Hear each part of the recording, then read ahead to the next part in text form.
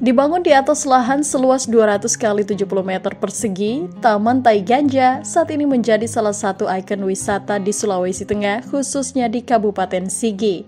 Tai Ganja sendiri merupakan simbol yang melambangkan kekuatan, kesuburan, dan kemakmuran.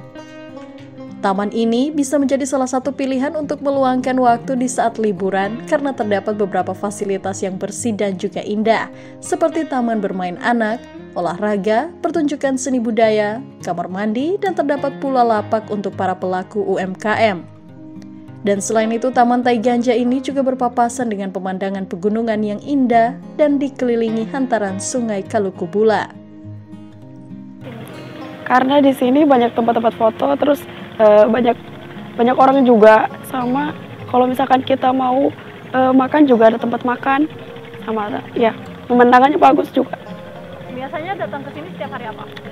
Setiap hari Sabtu atau tidak Minggu. Tahu tempat ini dari mana?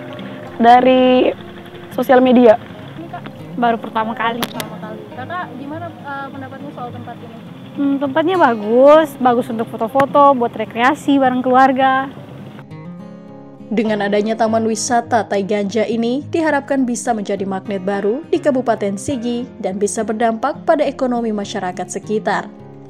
Kalau masalah Tai Ganja ini sudah jelas sebenarnya. Itu Tai Ganja itu memang kalau di sepintas bahasa Kaili memang artinya mungkin kurang enak. Padahal arti yang sebenarnya Tai Ganja ini pokoknya bagus. Tai itu sebenarnya itu perut itu. Jadi perutnya seorang ibu, mungkin ibu yang hamil, jadi makanya dinamakan Tai Ganja karena dia itu bagus. Perut seorang ibu itu mendatangkan rezeki.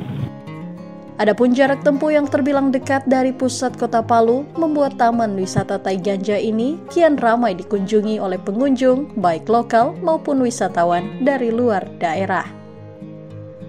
Tim Liputan, Kompas TV Palu, Sulawesi Tengah.